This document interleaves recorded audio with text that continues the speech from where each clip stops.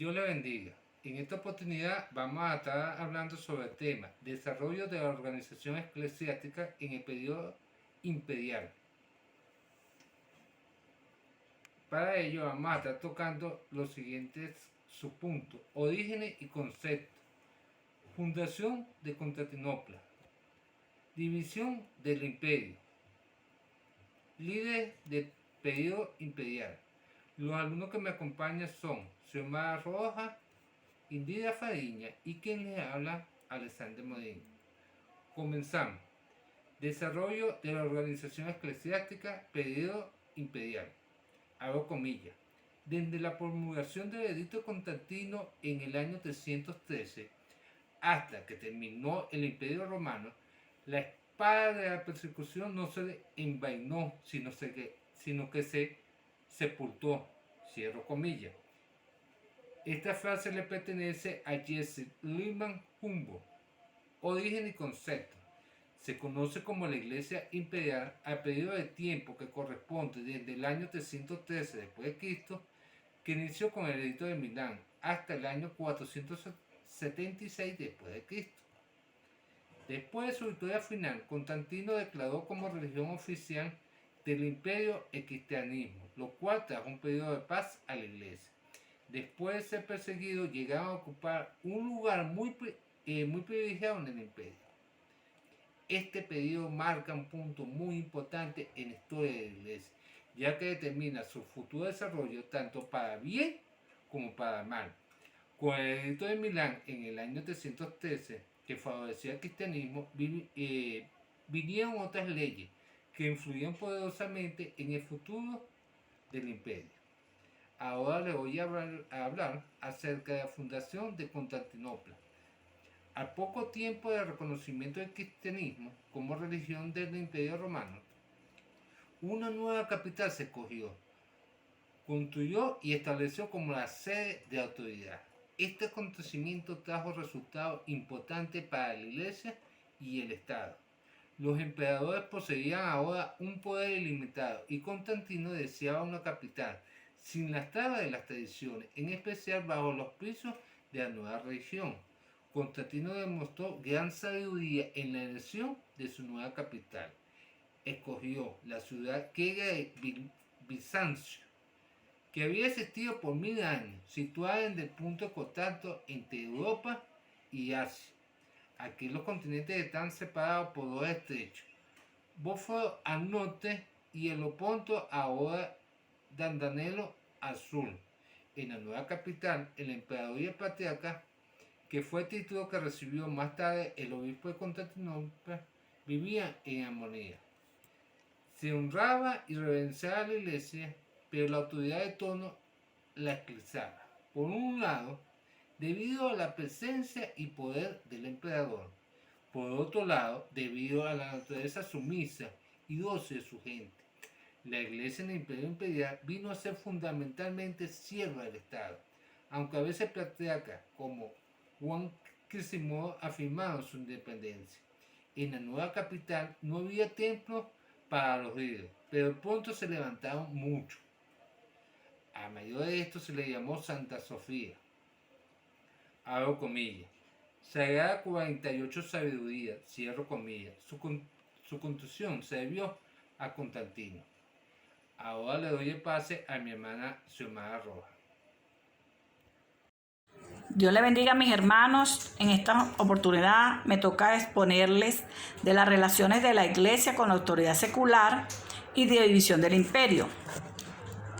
En el 305 después de Cristo aproximadamente, Diocleciano estaba en el trono imperial. La religión cristiana estaba totalmente prohibida. Eran castigados con tortura y muerte, y todo el poder del Estado se ejercía en contra de ellos. Menos de 20 años después, aproximadamente en el 324 después de Cristo, se reconoce el cristianismo como religión oficial del imperio romano, debido a que había una autoridad cristiana. Pasaron de un anfiteatro romano donde tenían que enfrentarse con leones a ocupar un sitio de honor en el trono que regía el mundo. Sin embargo, la Iglesia y el Estado llegaron a ser una sola cosa, cuando el imperio adoptó al cristianismo como religión oficial. De esta unión forzada surgieron dos males, uno en las provincias orientales y otro en las provincias occidentales. En el oriente, el Estado dominaba de tal manera que a toda la Iglesia, que esta perdió toda su vida y su energía. Y en el occidente vemos como la Iglesia usurpó poco a poco el poder del Estado, que como resultado no había cristianismo, sino una jerarquía más, una más o menos corrupta, que dominaba las naciones europeas y que convirtiéndose fundamentalmente a la Iglesia en una maquinaria política. Ahí se formó una maquinaria política con la Iglesia. Amén. Después de fundada la nueva capital, vino la división del imperio. Diocleciano comenzó con esa división en el 305 después de Cristo aproximadamente. Luego Constantino también nombró emperadores asociados en el 375 después de Cristo. Y Teodosio completó la separación, ya que él fue el que dividió el imperio en oriental y occidental. Él fue el último emperador romano de origen español. Y antes de morir lo dividió entre sus dos hijos, aproximadamente entre 995 después de Cristo. Arcadio, que fue su hijo mayor, gobernó el imperio romano de Oriente, que estaba comprendido con los territorios Grecia, Macedonia, Turquía, Siria, Palestina y Egipto. La capital fue Constantinopla. Y Honorio, el menor, reinó en el Imperio Romano Occidente, territorios que actualmente pertenecen a Italia, Francia, España, Portugal, Inglaterra y el norte de África. La capital fue la ciudad de Milán, pero en la práctica siguió siendo Roma. Ahora les dejo con mi hermana Indira Fariñez. Dios les bendiga y les guarde. Vamos ahora a mencionar algunos de los líderes en el periodo de la Iglesia Imperial. Atanasio, en el año 293 al año 373 después de Cristo, fue el gran defensor de la fe. En el principio del periodo, hemos visto cómo se levantó a prominencia en la controversia de Arrío.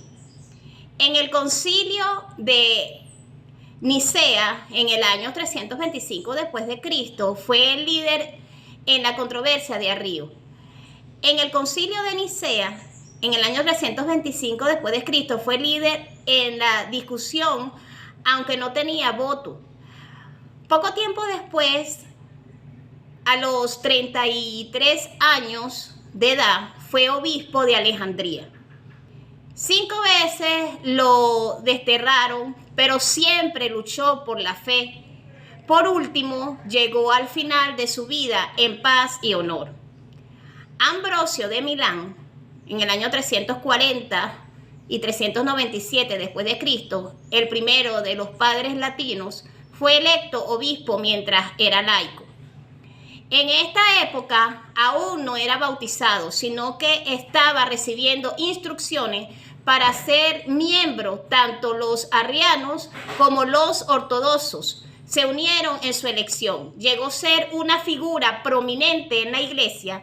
Por un acto cruel, reprendió al emperador Teósido y lo obligó a hacer confesión. Después el emperador lo trató con alta estimación y lo eligieron para predicar durante su funeral. Escribió muchos libros, pero su mayor honor consistió en recibir en la iglesia al poderoso Agustín Juan, apodado Cristiano, la boca de oro, debido a su elocuencia sin igual. Fue el más grande predicador del periodo. Nació en Antioquía en el año 345 después de Cristo y predicó a inmensas congregaciones. Jerónimo en el año 340 y en el año 420 después de Cristo fue el más erudito de los padres latinos. Recibió una educación en literatura y oratoria, pero renunció a los honores del mundo por una vida religiosa fuertemente matizada de ascetismo. Estableció un monasterio en Belén, y la Biblia, lengua latina, tuvo una influencia muy extensa. Agustín nació en el año 354 después de Cristo en el norte de África. Desde muy joven fue un brillante erudito, pero mundano, ambicioso y amante del placer. A los 33 años llegó a ser cristiano por la influencia. Su madre Mónica en el año 395 después de Cristo la nombraron obispo de esa parte donde ellos estaban, en el norte de África. Su fama está en los escritos sobre teología cristiana. Fue el mejor exponente del año tiempo de Pablo, y murió en el año 430 después de Cristo.